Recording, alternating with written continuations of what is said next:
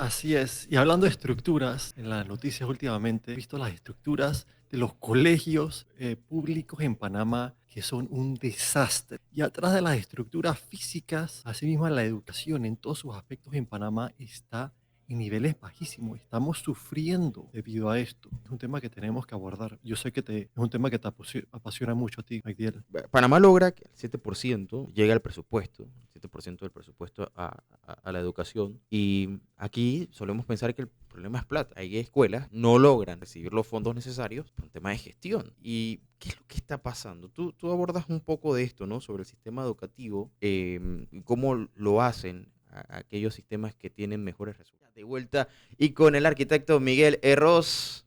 Estructuras para crear justicia, vanguardia del diseño constitucional, autor de esta gran obra en 2 tomos, que cada semana vemos a fondo y detalladamente, eh, tratando de ir desmenuzando un poco esta obra bastante interesante, que hace una propuesta, yo diría, un poco atrevida, ¿no? A comparar nuestra constitución con aquellas que han tenido éxito en la forma de gobernar. Y no tiene que ser igual, pero podemos rescatar lo bueno, y más en el marco de lo que se ha hablado muchísimo acá, de la discusión de tener ya sea reforma o una nueva constitución. Así que hablemos de esto. Arquitecto Miguel Rosa, gracias por acompañarnos desde Houston. Nos acompaña Miguel. Buenas tardes. Un placer estar contigo y con todos los radioescuchantes una nueva vez. Claro que sí, siempre es un gusto conversar contigo, Miguel, bueno, compartir un poco. Me gusta hacer mucho el énfasis en el tema de arquitectura, si te has dado cuenta, porque al final se trata de eso, de bases fuertes, una buena estructura para que pueda sostener todo el edificio. Lo que vemos acá es que las estructuras no es que no existen, sino que como que no cuadran. Tú sabrás mejor de eso que yo, ¿no? Así es. Y hablando de estructuras, en las noticias últimamente hemos visto las estructuras de los colegios públicos en Panamá que son un desastre. Y atrás de las estructuras físicas, asimismo la educación en todos sus aspectos en Panamá está en niveles bajísimos. Estamos sufriendo debido a esto. Y es un tema que tenemos que abordar. Yo sé que es un tema que te apasiona mucho a ti, Magdiel. Claro que sí. Y Miguel, mira, Panamá logra que el 7% llegue al presupuesto, el 7% del presupuesto a la educación. Y aquí solemos pensar que el problema es plata, pero eh, hay escuelas que no logran recibir los fondos necesarios por un tema de gestión. ¿Y qué es lo que está pasando? Tú abordas un poco de esto, ¿no? Sobre el sistema educativo, eh, y cómo lo hacen aquellos sistemas que tienen mejores resultados. ¿Qué cosas podemos rescatar de este tema, Miguel? Bueno, es interesante comparar los problemas que tenemos nosotros con los que tuvieron los americanos y las soluciones que estamos aplicando nosotros comparado a las soluciones que aplicaron ellos para solucionar problemas extremadamente parecidos, si no es que son los mismos. Al final, una cosa que es muy importante tener en mente siempre es que, y a veces nos pasamos por alto, que los humanos somos una vez más motivados por nuestro interés propio. Así que cuando vemos que lo estamos haciendo mal como sociedad, y una y otra vez quinquenio tras quinquenio, no importa quién pongamos, ahí tenemos los mismos problemas. Ha de ser, como decimos nosotros, una de dos cosas. Es porque ellos no les importan o, lo más probable, que los incentivos son los equivocados. Ok. Los colegios públicos no funcionan, pero los privados sí. El incentivo en los colegios privados es hacerlo bien, porque si no los estudiantes se van a otros colegios. Pero bueno, en los colegios públicos no tenemos esa habilidad. Tenemos que crear incentivos. Veamos cómo lo han hecho en otros países. Ahora, hablemos de los incentivos, ¿no? Porque si vemos un poco nuestro sistema actual, estos no sé si existen o tengan ese fin de poder mejorar, y sobre todo un aspecto que más allá de las competencias estas que se hacen de deporte o estas competencias generales como la de oratoria, eh, no se ha resaltado tanto como a niveles en países como Estados Unidos, donde sabemos que ya a nivel de primaria hay competencias fuertes entre las escuelas. Entonces, el Sí. aspecto de la identidad, que se empieza a ver más que nada ya cuando, por ejemplo, en Panamá, cuando llegas a secundaria y todavía eso como que es medio cuestionable, ¿no?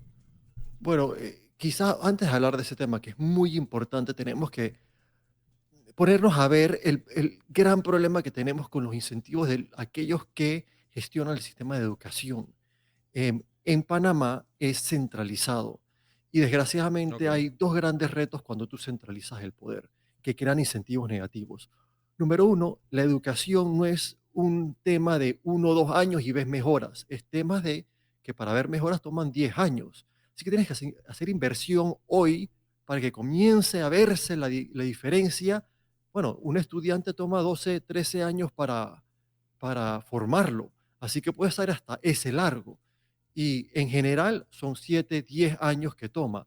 Así que hacer una inversión hoy en dinero, en política, en estructura, no se va a ver inmediatamente. Así que el incentivo para un político que va a estar ahí unos cuantos años, un ministro que va a estar ahí 2 o 3 años, no tiene el incentivo para de largo plazo. Es un gran problema metido con ese mismo problema que no se nota de inmediato. Los problemas tampoco se notan de inmediato.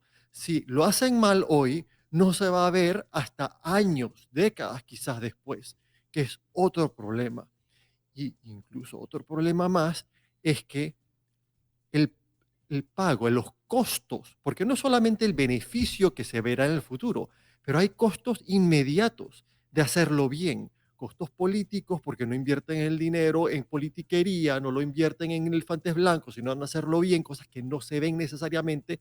Hay costos políticos. No poner a tus familiares y partidarios, sino otros en el ministerio, tiene costos políticos. Eso sí se ven inmediatamente para el político. Así que tú estás preguntándole a él que no vea su propio bienestar y Ujú. haga algo por el bien de un político en el futuro. Pues ni un humano va a hacer eso. Y es lo que estamos viviendo. Así que ese es el problema. Mientras creemos que el problema es porque no tenemos a personas buenas Ujú. y en vez de ver la realidad es que los incentivos son extremadamente negativos, no vamos a ir para ningún lugar. Está bien, hay que motivar la importancia de la educación y todo lo demás, pero si es lo único en lo que nos concentramos y no vemos estos incentivos a los que realmente los políticos y los funcionarios están reaccionando a y no los corregimos, vamos a seguir cometiendo el mismo error y vamos a estar tropezando sobre la misma piedra en la que hemos estado tropezando por décadas, décadas de décadas. Así que ahí podemos comenzar a hablar Claro. cómo lo han solucionado en otros problemas estos mismos problemas. Ahora, Miguel, quisiera hablar un poco del tema del centralismo que existe, ¿no?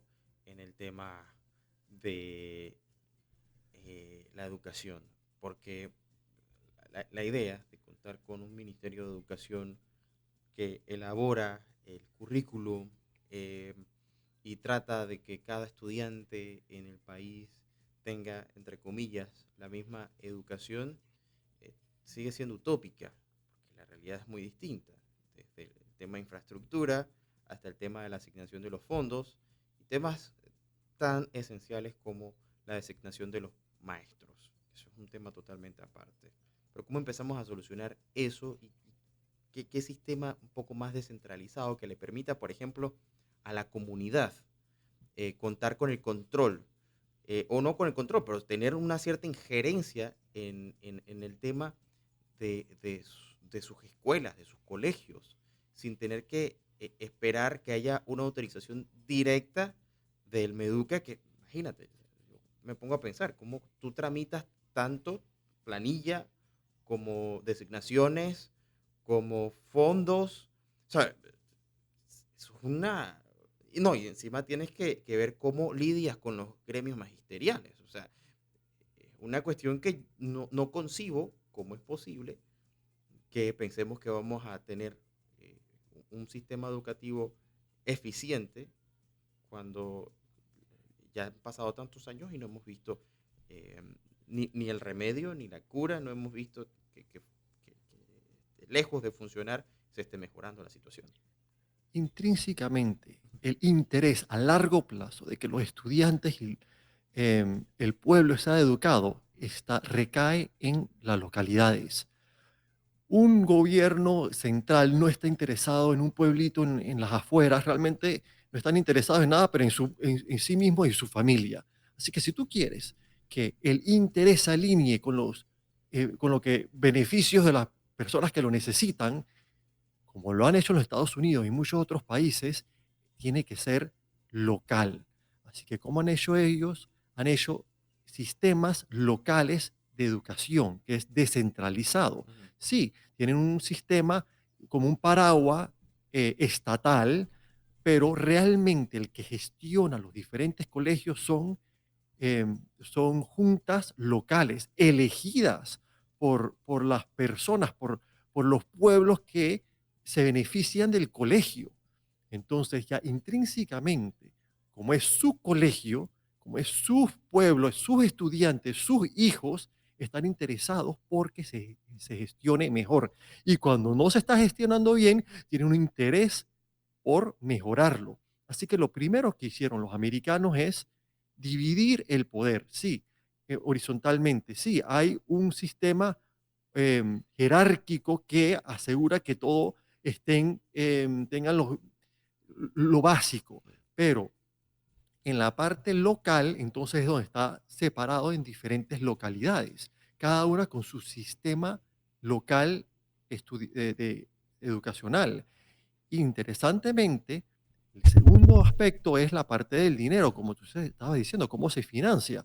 Entonces, bueno, usan fórmulas para que los colegios tengan dinero federal o dinero estatal que se va dividiendo, pero también los colegios y los sistemas locales pueden poner sus propios impuestos, que es bien importante, porque entonces las personas en la localidad se sienten que tienen una inversión en la educación de sus hijos, entonces, más interés tienen en asegurarse que se está invirtiendo bien. No es el dinero de otros solamente, es su propio dinero que se está invirtiendo en eso. Comienzas a cambiar completamente la dinámica y comienzas a ver cómo las personas se comienzan a interesar mucho más en cómo gestionar los colegios.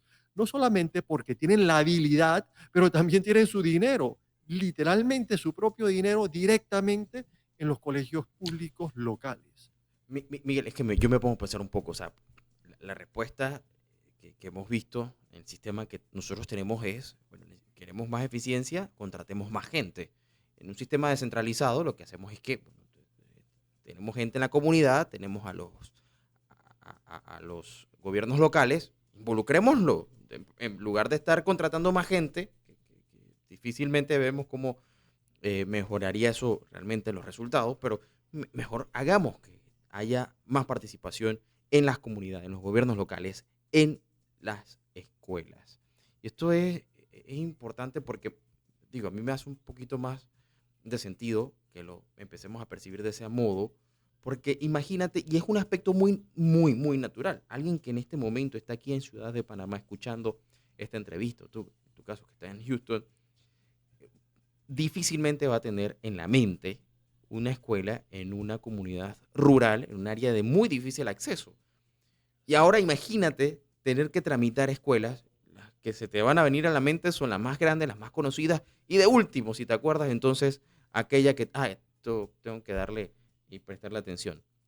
Y Si fuera, lastimosamente es así, hasta que no le demos la sí. posibilidad a los gobiernos locales, a las comunidades, para que desarrollen y para que ellos mismos se encarguen de mejorar esa situación, creo que humanamente creo que no tiene un sentido de que pensemos que con el modelo actual se va a solucionar algo. Y si fuera que, bueno, el amor al prójimo fuera lo que realmente motivara al humano, pues bueno, el comunismo hubiera funcionado perfectamente, pero no lo ha hecho. Y vemos que una y otra vez los colegios privados en Panamá tienen mucha mejor calidad que los colegios públicos. Y en gran parte es porque estamos viendo cómo alinean el interés, pero los colegios públicos también se pueden alinear los intereses mucho mejor, que es lo que estamos hablando Ujú. ahorita. Si seguimos con el modelo actual, que está basado en que, bueno, algún lejano por su amor al prójimo, se compada de ellos y lo quiere hacer bien, pues vemos una otra vez que el nivel que eso llega es muy, muy bajo. Podemos hacerlo mucho mejor. Entonces ya es un tema completamente diferente al que estamos hablando. Sí, es importante poder contratar a personas adecuadas para el puesto adecuado en el lugar adecuado, pero para llegar a ese punto de nuevo, te necesitas personas que estén interesadas en su comunidad, que son los que realmente saben quién necesitan contratar, saben quién es el que está Mm, haciendo el trabajo bien en su comunidad, están interesadas en eso. Y bueno, esa es una parte bien importante, organizar el interés. También está otra parte de empoderar a los padres de las comunidades. Una de las cosas que hacen muy bien los colegios americanos es que tienen comisiones o consejos de evaluación de rendimiento escolar, que están totalmente separadas de la jerarquía política o de los ministerios de educación o de los colegios públicos locales, completamente separadas. Y ellos ujú, son los que se encargan de dar los exámenes al final del año, mitad de año, a ver qué tan bien están haciendo los diferentes colegios en educar a sus estudiantes, incluso en las facultades de los maestros. Entonces, una vez que vienen los resultados, tú puedes ver cómo tu colegio, tu sistema escolar lo está haciendo comparado a otras naciones, pero también al pueblo de al lado, a la ciudad o la provincia de al lado. Y ahí es cuando comienzas a ver la competitividad que estabas hablando al principio. ujú, Y ellos también lo hacen en la parte de física, en la parte de los deportes y todo lo demás. Comienzan a competir unos colegios con otros dentro de los mismos sistemas educacional local y mucho más aún entre los sistemas locales de educación. Quieren hacerlo mejor que los otros colegios, los otros sistemas.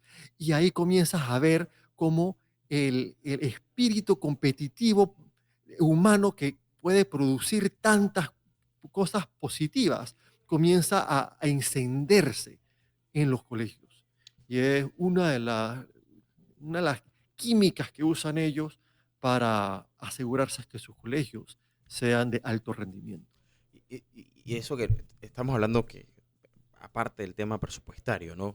Ya inmediatamente el involucramiento genuino y lo que tú proponías también, o mencionabas, sobre la creación de impuestos especiales, ya demanda una mayor fiscalización, por ende, pues se va a buscar que los recursos se administren de forma más adecuada. O sea, que un aspecto más natural. O sea, si yo quiero saber dónde está mi plata, estoy poniendo mi plata, yo quiero que realmente destaque y que sean, o sea, buenas infraestructuras.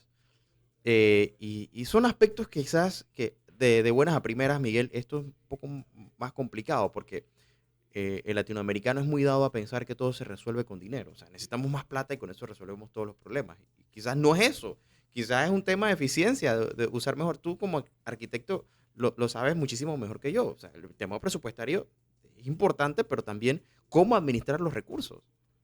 Con dinero y esto, con un cacique allá lejos en la capital que te va a resolver todo, pero no es así. En los Estados Unidos hay aproximadamente 13.500 distritos escolares. 13.500 distritos escolares en los Estados Unidos. Desde 1890 comenzaron a crear estos distritos.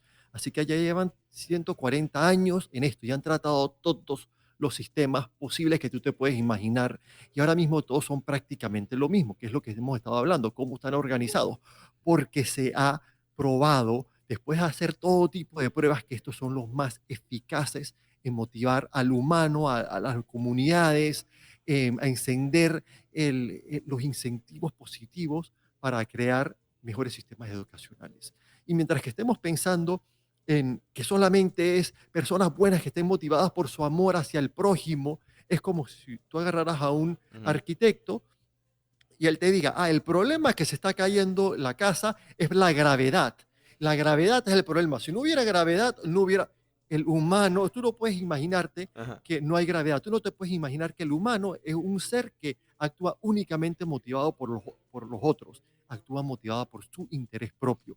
Así que debido a esta realidad, es como la gravedad. Tienes que diseñar sistemas que estén basados en esa realidad. Mientras que estés creando un sistema basado en otra cosa que no existe, en cuentos de hada, pues no va a funcionar, no va a funcionar y lo vemos en Panamá. Oye, totalmente.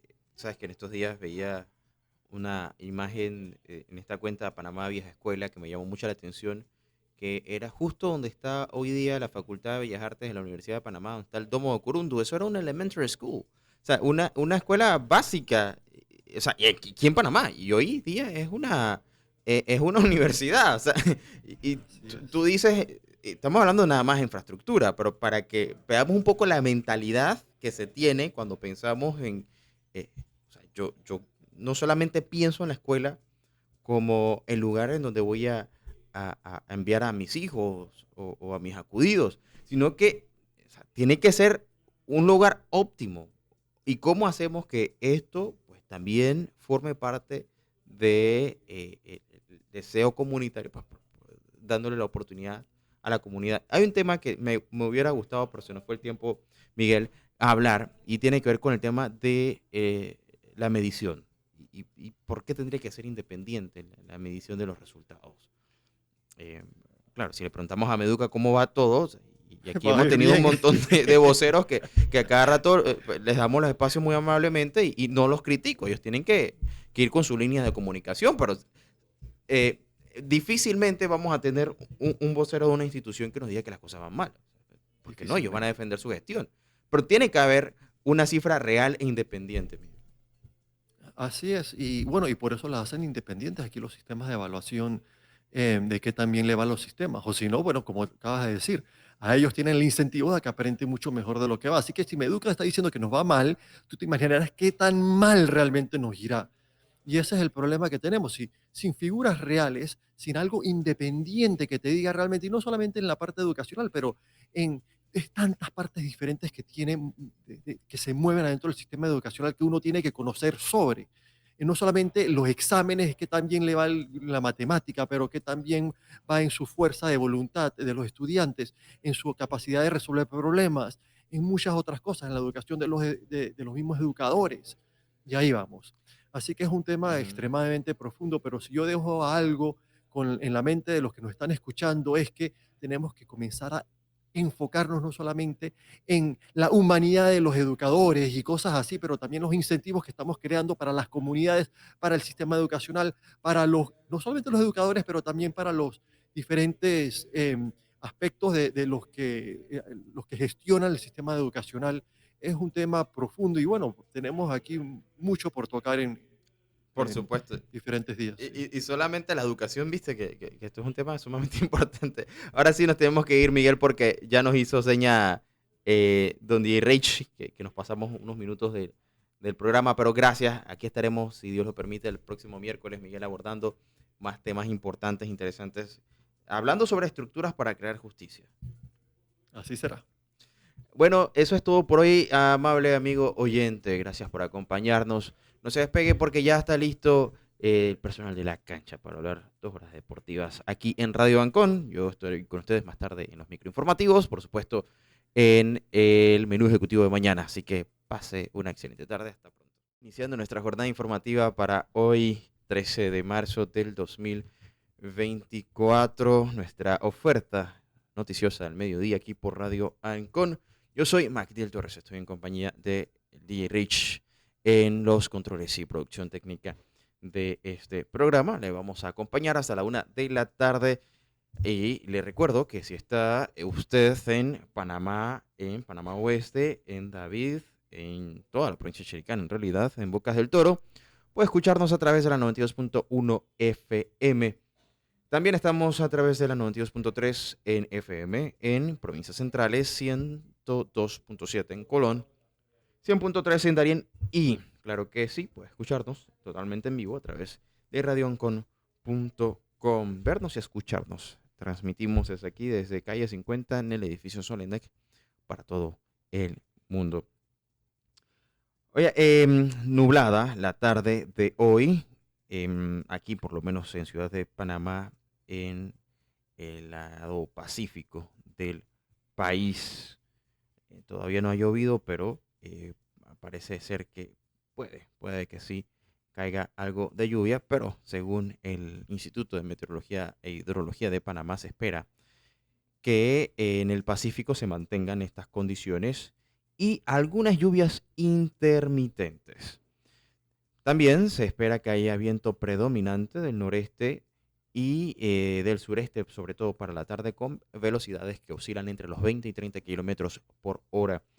En el resto del país se prevén ráfagas de hasta 50 kilómetros por hora en sectores marítimos y zonas montañosas. En cuanto a las temperaturas, están oscilando en la vertiente del Caribe entre 26 y 31 grados centígrados.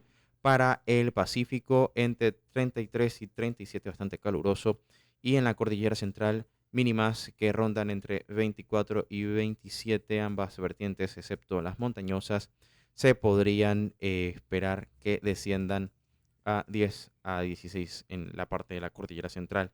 Se mantienen, por supuesto, los índices altos, para corregir un poco, muy altos en realidad, los índices de radiación con niveles de riesgo extremo sobre el país. Así que muchísima precaución, tome las medidas necesarias para evitar la exposición prolongada al aire libre, para que no le haga daño el sol y por supuesto hidrátese bien. Hoy, esta tarde, va a ser el debate presidencial segundo de tres en el Centro Deportivo La Basita, en la provincia de Chiriquí. Esto va a tener la presencia de los candidatos. Hay uno que pues no ha asegurado estar. Hablamos de Molino, de él vamos a hablar en un momento. Con temas clave como la corrupción, la descentralización, economía juvenil y la preparación competitiva. El formato es distinto al primer debate. Los candidatos que ya están en Chiriquí han instado a sus seguidores a sintonizar el evento. Ricardo Lombana, candidato del MOCA, un movimiento Otro Camino, y otros aspirantes han compartido mensajes en redes sociales expresando su preparación y entusiasmo al debate. El mismo se va a estar realizando bajo el formato de Town Hall Meeting, que permitirá la participación de 60 jóvenes que podrán hacer preguntas directas a los candidatos sobre sus preocupaciones y expectativas. Con más de 3 millones de electores habilitados para votar en mayo, se busca que esto tenga pues, un desarrollo limpio, con una cobertura de propuestas que ya mencionamos. Hay que decir, lo produce CERTV en esta ocasión y va a estar dirigido por ASPADE, que es la Asociación Panameña de Debate. En otro tema, la Corte Suprema de Justicia ha emitido una demanda de inconstitucionalidad presentada contra la decisión del Tribunal Electoral de inhabilitar al ex presidente Ricardo Martinelli y permite la candidatura presidencial de José Raúl Mulino. El magistrado Olmedo Arrocha, ponente del caso, ha remitido la denuncia al Procurador General de la Nación para que emita su opinión al respecto. La demanda, presentada por la abogada Carisma Etienne Caramañites, cuestiona la legalidad del acuerdo del Pleno 11-1 del Tribunal Electoral del 4 de marzo de 2024, argumentando que no se cumplieron los requisitos establecidos por el Código Electoral, a pesar de que los magistrados electorales aseguraran haber actuado conforme a la ley. Mientras tanto, Mulino continuará realizando giras por diferentes regiones del país, mientras que Martinelli permanece asilado en la embajada nicaragüense desde el pasado 7 de febrero.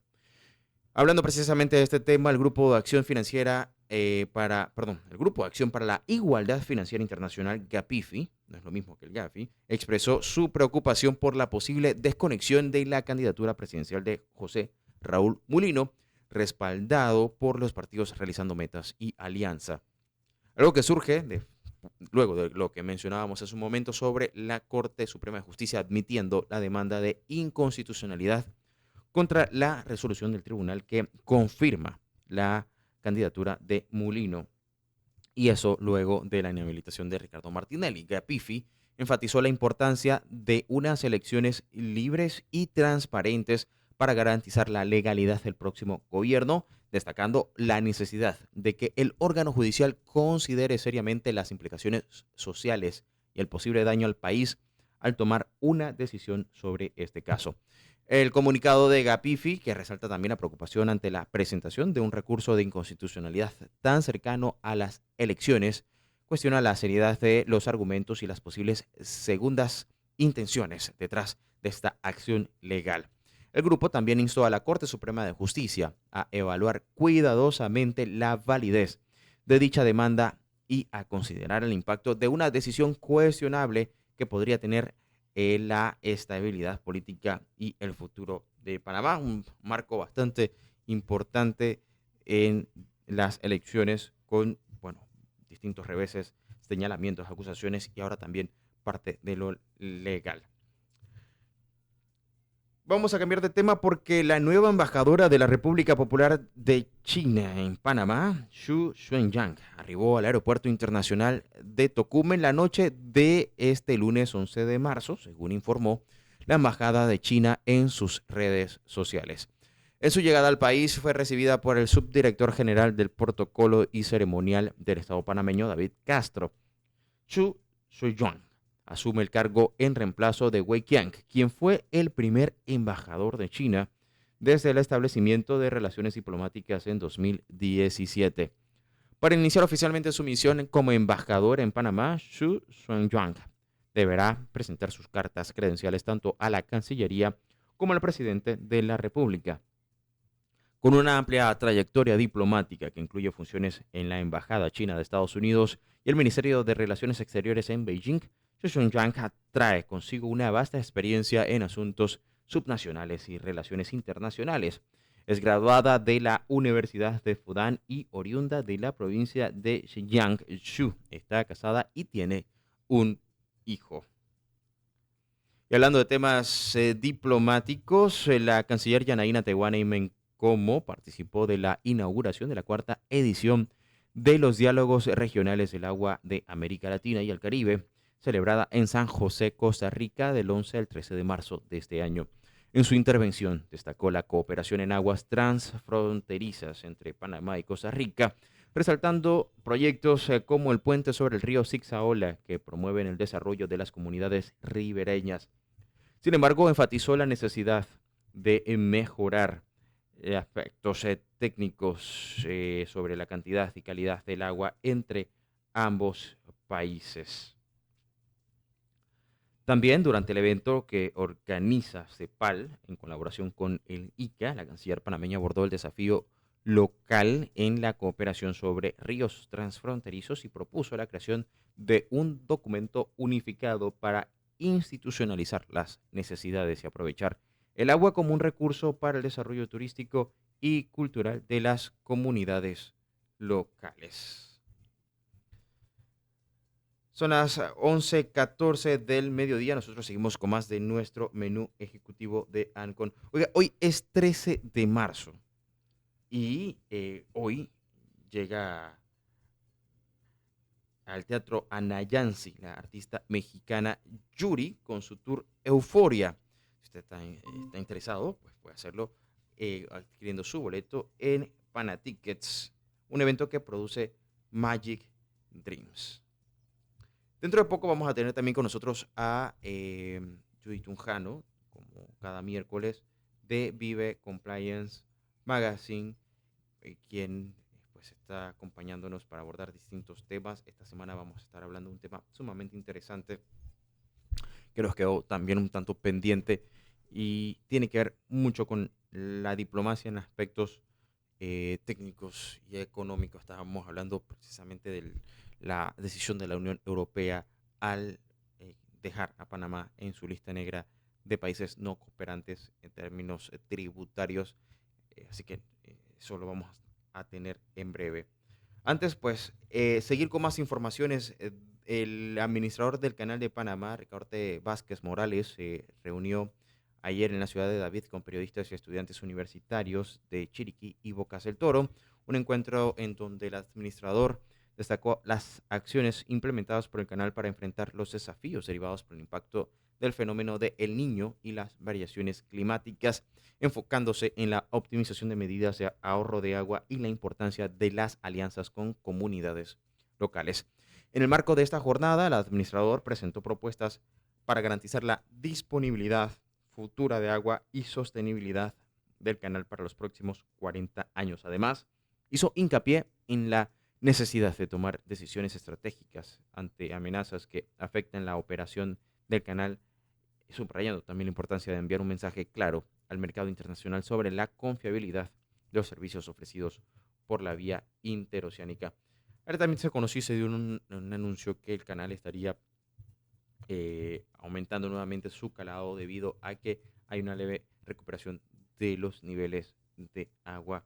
Una buena noticia eh, en medio de tanta incertidumbre que existe con respecto a cómo ha sido afectado por la falta de lluvias en Panamá. 12:16 del mediodía. Oiga, y cambiando un poco el tema, eh, con el inicio de la construcción de las columnas de grava del cuarto puente sobre el Canal de Panamá, ayer se marcaron los primeros pasos hacia la realización de esta mega obra que cuenta con una inversión de unos 1.372.165.000 dólares. Esto, pues, según el contrato, una estructura que busca mejorar significativamente la movilidad de millones de personas y que estaría lista en un plazo de 4 años y medio. El ministro de Obras Públicas, Rafael Sabonge, explicó que el proyecto consta de 6 carriles con la posibilidad de ampliarlo a 8, junto con un viaducto que conectará el puente del Corredor Norte y la ampliación a 8 carriles hacia el lado oeste, asegurando así una mejora integral de la conectividad vial. Durante una visita al área de desarrollo de las columnas de gravas en Farfán, Arraiján, el presidente Laurentino Cortizo habló sobre la trascendencia de esta obra para la conectividad y el desarrollo del país. También se proyecta generar entre 3.500 y 4.000 empleos en su punto cumbre de ejecución junto con la línea 3 del metro, beneficiando también a más de 2 millones de panameños y algo que fortalecería la posición de Panamá como un centro logístico mundial y mejorando la calidad de vida en la región de Panamá Oeste. 12:18 del mediodía y ya está con nosotros la licenciada Judy Tinjano de Vive Compliance Magazine. Hoy nos acompaña desde Chiriquí, pero bueno, me decías, Judy, que no fuiste al debate. Así que no solamente hay que estar en Chiriquí en este momento para ir a ver el debate y otras actividades, ¿no? Pero ¿cómo te encuentras? Buenas tardes, muy bien. Muchas gracias, Magdiel, por el saludo, por la oportunidad de estar acá. Buenas tardes a todos quienes nos escuchan y nos ven. Claro que sí. Bueno, desde Chiriquí nos escuchan en la 92.1 FM, tal cual como en la capital. Y así que alto y claro, allá en tierras chiricanas nos oyen. La semana pasada nos quedamos con un tema pendiente, luego del anuncio del COSIP, Judy, que fueron bastante categóricos al mencionar que no entienden la razón por la cual Panamá se mantiene dentro de la lista negra de países no cooperantes. Y la pregunta con la que culminamos y la dejamos abierta fue cuán importante es el tema diplomático en estas acciones, si tiene algún peso importante. Mira, yo creo que lo primero que hay que entender un poco es que las listas son separadas y por lo que Panamá se mantiene en la lista negra de la Unión Europea es por un tema fiscal, exclusivamente, nada que ver con prevención de blanqueo de capitales. Lo segundo es que ahí tiene que ver el tema de la diplomacia, que como tú muy bien lo señalas, pues lo habíamos dejado planteado, y es la diplomacia que es como el fomento de las relaciones entre los estados, y ya no solamente entre los estados, sino también en el último tiempo se han incluido las organizaciones no gubernamentales, las multinacionales, que es lo que buscan a través de esta diplomacia es fomentar el diálogo, ¿no? Fomentar el diálogo, fomentar los acuerdos y también las convenciones o las ayudas en materias, por ejemplo, tecnológicas, por ejemplo, científicas y de otro tipo. Este tema de la diplomacia, pues no es de ahora, esto viene por allá desde los griegos, los romanos, que fueron los que pues empezaron a implementar este tema. Pero ya en la época moderna, digamos, de los años 60, los países firmaron una convención que se llamó la Convención de Viena sobre las relaciones diplomáticas. Y esta convención trata o habla sobre la inmunidad y las funciones del personal diplomático, así que uno sabe que llega el cónsul o el embajador de otros países que se asientan en los distintos países y que digamos que esa es una partecita de los demás países dentro de otro país, ¿no? Esa convención también habla sobre los intereses, sobre la representación de los intereses de un Estado en el territorio del otro Estado, también proteger los intereses de sus nacionales. Por eso es que cuando sucede cualquier cosa o cuando uno es un extranjero, lo primero que hace es buscar su consulado para ir a registrarse con el fin de que si llega a suceder algo, pues el país de uno pues lo pueda proteger, ¿no? Pueda buscarle alguna ayuda en cualquier momento. Por ejemplo, uno pueda tramitar los documentos de su país en territorio extranjero. Y eso pasa con todos los países, ¿no?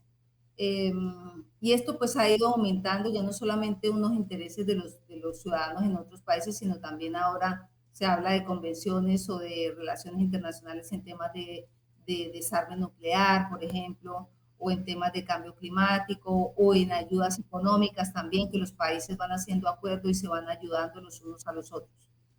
Eh, esto lo promueve mucho la ONU, la Organización de las Naciones Unidas, a través de la Asamblea General que se reúnen en Nueva York y que los países van no solamente a dar su discurso, los presidentes van no solamente a dar su discurso, sino que detrás de los presidentes va una comitiva gigante que lo que buscan es fortalecer las relaciones comerciales principalmente, y las relaciones no solamente comerciales, sino también acuerdos científicos, acuerdos culturales, y de otro tipo de aspectos que pues van moviendo los espectros económicos de los distintos países, y por eso es que este listado, por ejemplo, en el tema de la Unión Europea, este listado tiene cierta importancia por las ayudas, por los acuerdos económicos, como lo hemos dicho en otras oportunidades.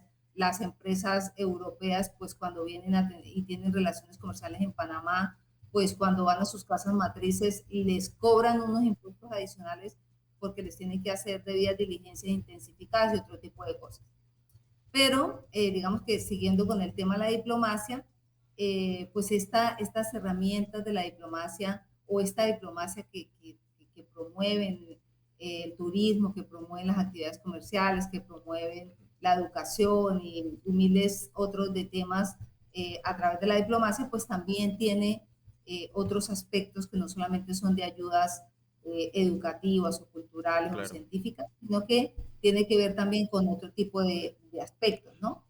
Eh, Ahora, yo te hago una pregunta porque, y retomando un poco también el tema de la Unión Europea, a principios de este año, Cancillería anuncia que el Parlamento Europeo elige a Panamá como sucede en Latinoamérica y el Caribe, que no es cosa menor. Estamos hablando que eh, ya tienen visto al país como un punto de encuentro importante, pero poco después nos desayunamos que pese a ya estar fuera de la lista gris del Gafi, seguimos en la lista negra. Entonces, ¿dónde realmente está el meollo del asunto y dónde tenemos que trabajar? Porque aquí ya lo hablamos en reiteradas ocasiones, la soberanía de un país en su tema fiscal y tributario, pues se respeta y entiendo esa parte, pero ¿cómo es que entendemos que se tiene un parlamento o el Parlamento Europeo, o sea, se establece en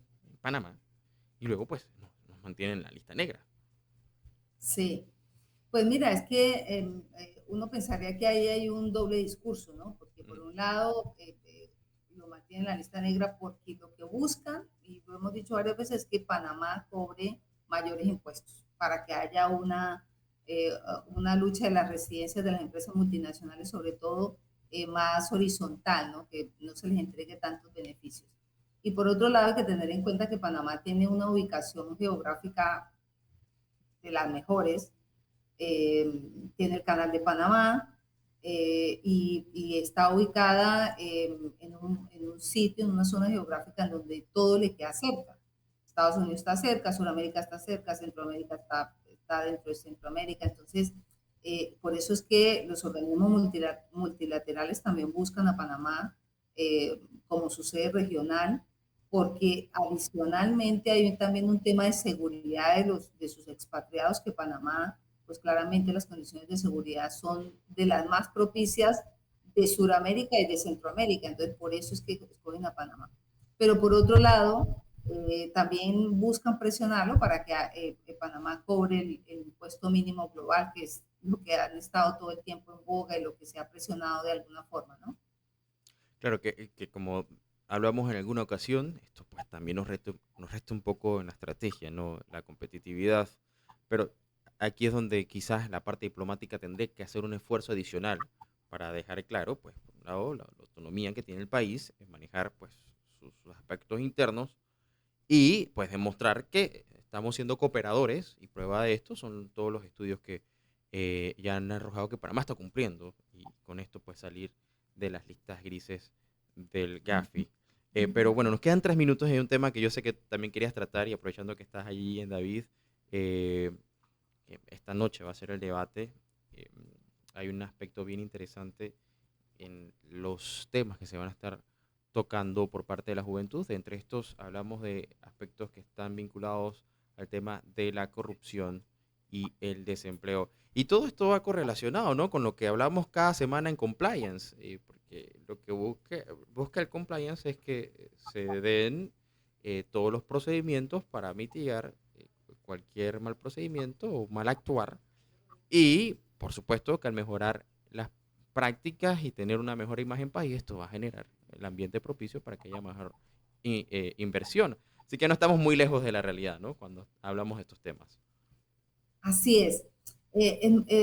Bueno, lo que quería comentar era sobre una consulta que hizo o que fue financiada o auspiciada por el Fondo de las Naciones Unidas para la Infancia el año pasado, en octubre, y que la llamaron como Juventud Habla Ya, que lo que hicieron fue entrevistar a casi 12.000 niños, adolescentes, muchachos muy jóvenes, para tratar de conocer la opinión de ellos sobre los temas actuales, ¿no?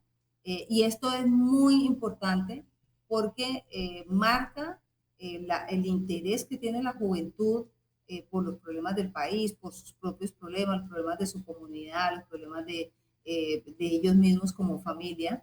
Y adicionalmente porque esto va marcando un liderazgo por parte de las juventudes, ¿no? De que antes, en el pasado, la gente joven, pues éramos bastante renuentes a estos temas políticos, a estos temas que llamaban sobre la colectividad y hoy en día, pues los muchachos, los jóvenes están marcando una diferenciación con las generaciones anteriores en el sentido de que se están empoderando de la situación y están dando su opinión.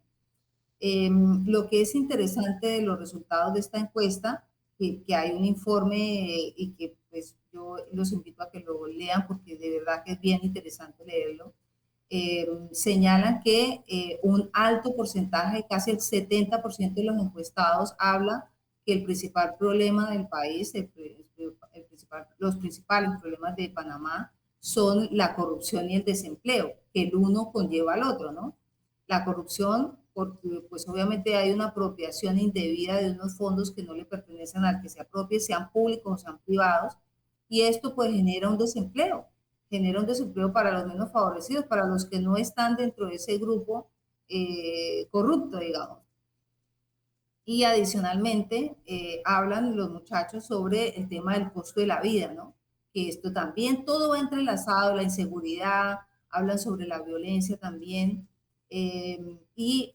También se nota que, por ejemplo, a los más pequeños, a los más chicos, porque los entrevistaron desde los 8 años, pues hablan que los niños, los más pequeños, hablan sobre su preocupación en la inseguridad, la violencia, porque obviamente que un niño de 8 años pues es supremamente vulnerable, tiene miedo a lo que le pueda suceder.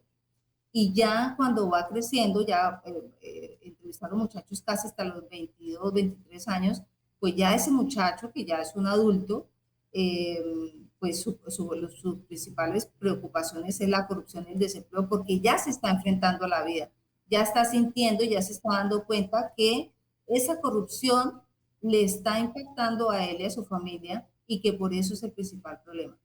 Y adicionalmente a esto, hay unas encuestas y unos estudios que hace la CIAP de años anteriores. Y años anteriores se mostraba como el principal problema la educación.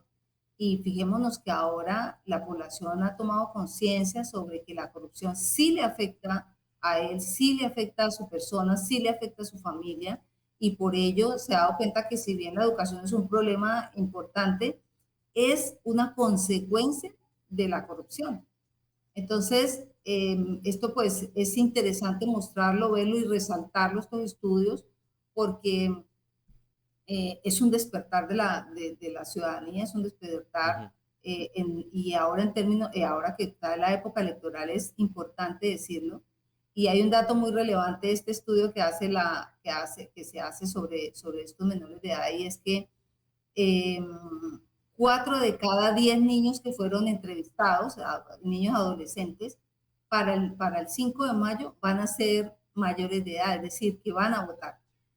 Y esto pues genera o debería generar una carga importante o un mensaje importante para los candidatos, porque tienen que concretar propuestas hacia ese sector, ya no solamente al electorado mayor, sino también al sector que son en ese momento adolescentes y que van a tener una participación importante en estas elecciones, como ha ocurrido en otros países. ¿Ah? En otros países la diferencia que se ha marcado y que está soportada en estudios ha sido el voto joven. El voto Claro. joven marcó las elecciones en muchos otros países y puede ser que sea también en Panamá. Lo interesante de todo esto es que esta noche pues habrá debate en donde parte de este tema de la corrupción será puesta en escena para ver qué es lo que tienen los candidatos que van a participar de este debate en propuestas para solucionarlo. Judy, se nos fue el tiempo, gracias por acompañarnos aquí. Si Dios lo permite, estaremos el próximo miércoles, pero que tengas una feliz tarde, disfruta por allá por Chiriquí. Muchas gracias. Sí, aquí estamos en temas de capacitación, así que la próxima semana ojalá podamos estar de forma presencial. Muchas gracias por el espacio y buenas tardes para todos. Claro, sería genial. La licenciada Judy Tunjano, directora de Bien Compliance Magazine. Nosotros nos vamos a un cambio comercial, no se vaya, ya venimos en breve con más de Menú Ejecutivo.